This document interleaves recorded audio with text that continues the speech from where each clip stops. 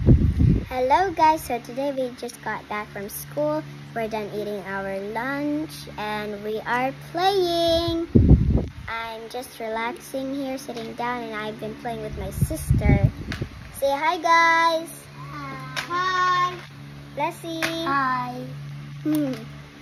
I've also been snacking on rambutan because rambutan is my favorite fruit to eat.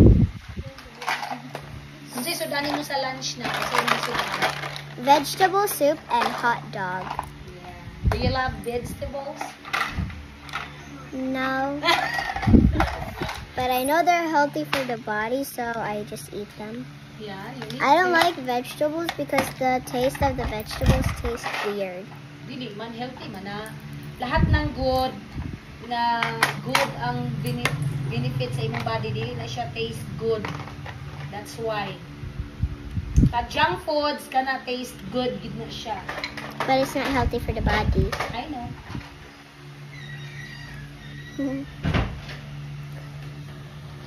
Irig ko ganina yung hal. Hiyon na kayo ko. Bye-bye! Kanina, may katubog nagdula. May kirig. Nagkirig.